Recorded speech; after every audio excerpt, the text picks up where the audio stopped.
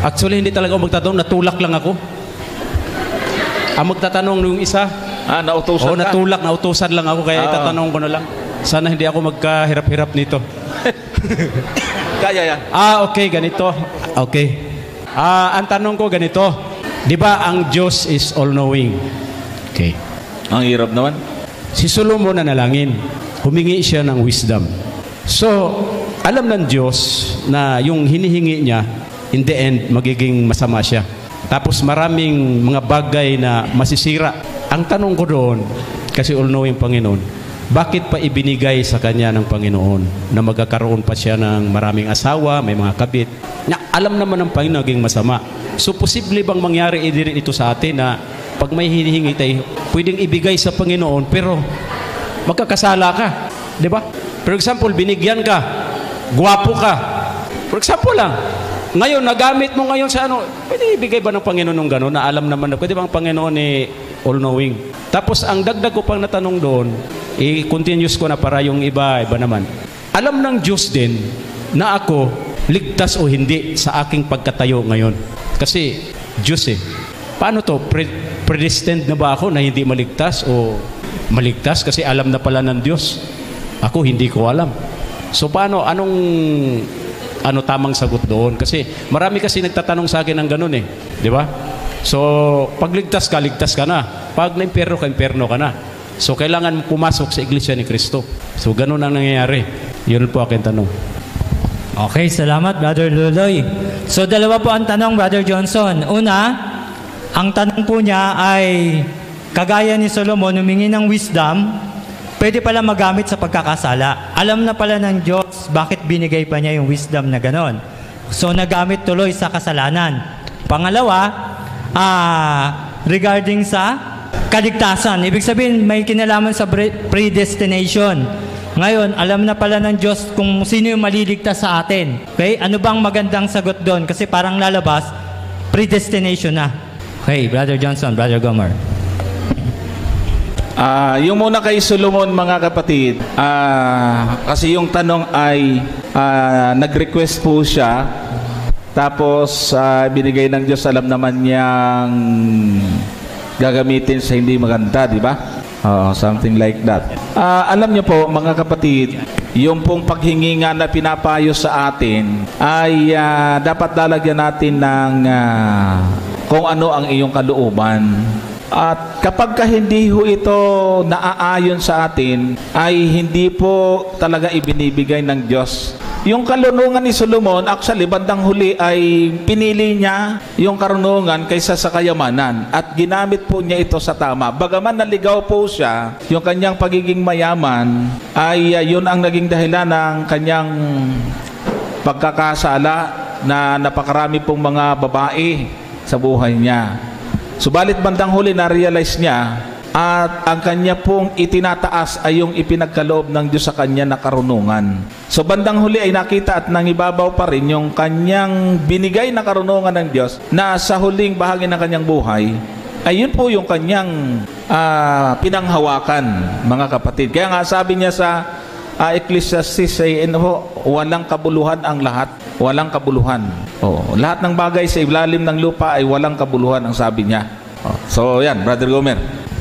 Alam niyo mga kapatid, yung tanong na yan, ang isa sa pinakamahirap na tanong. Sa totoo lang. At ako po ay naging karanasan ko rin yung question na yan na kung alam na ng Diyos. Kasi kung alam na ng Diyos, Brother Jake, na maliligtas ako, o di kahit anong gawin ko ngayon, maliligtas ako, hindi naman magkakamali ang Diyos. So, contrary dun sa free will na pinag-uusapan. Actually, kung natandaan niyo po yung ating nakaraan na leksyon tungkol sa free will, so dito po pumapasok yung free will. Yung sinasagot mo, Brother Gomer, yung pangalawa na niyang yung pangalawa. Okay. Kasi ganun din yun Katulad dun kay Solomon, ipinagkaloob ng Diyos sa kanya yung mga bagay na yun, hindi para ay mapasama siya. But, dahil nga si Solomon, katulad din po natin, ay meron tayong kalayaan na pumili, mag-decide. Ibinigay sa atin ito ng Diyos na bilang bilang regalo. Kaya lang, kadalasan ay nagagamit ito doon sa hindi kalooban ng ating Panginoon. So, yung sa tanong na alam ng Diyos. Of course, wala pong kaduda-duda na alam niya, mga kapatid. Pero yung bang pagkaalam ng Diyos ang magdidetermine ng ating kapalaran, or alam lang ng Diyos kung ano yung pipiliin mo?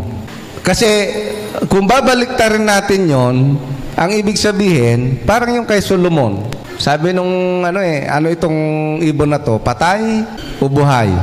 So kung sasabihin nung hari na buhay, papatayin niya.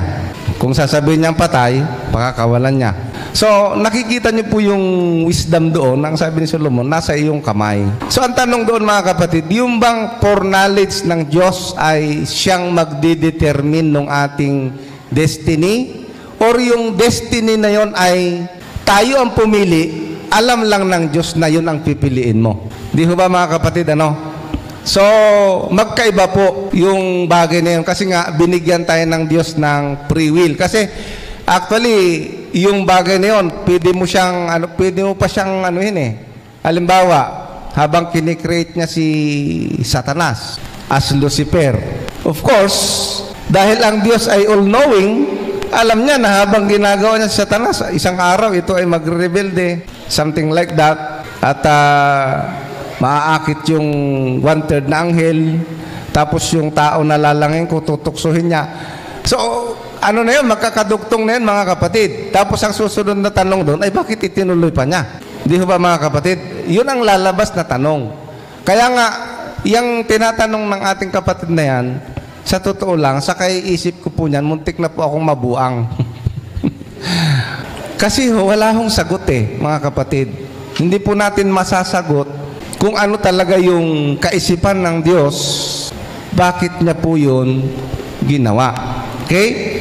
Ngayon, ang isang talata na aking maisishare sa inyo, particular sa bagay na yan, dito ay nagsettle po ako sa talata na ito.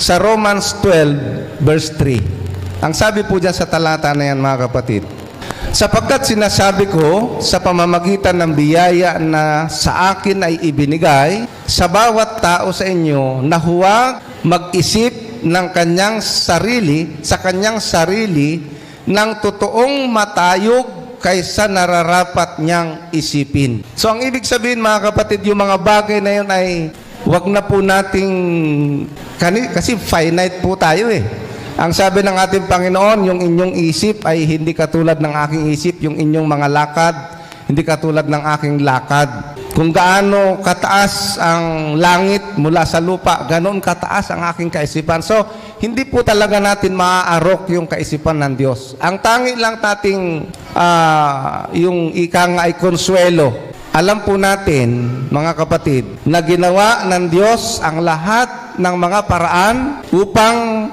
sa katapusan ng kasaysayan ng sanlibutan ito, ay makapiling niya tayo sa langit. Yun po yung nagbibigay ng pag-asa sa atin. Ibig sabihin, ginawa niya ang lahat, mga kapatid. Kaya nga, kung merong isa man sa atin dito na hindi makakarating sa langit, hindi po kasalanan ng Diyos yun. Yun po ay pinili natin na talagang ganon.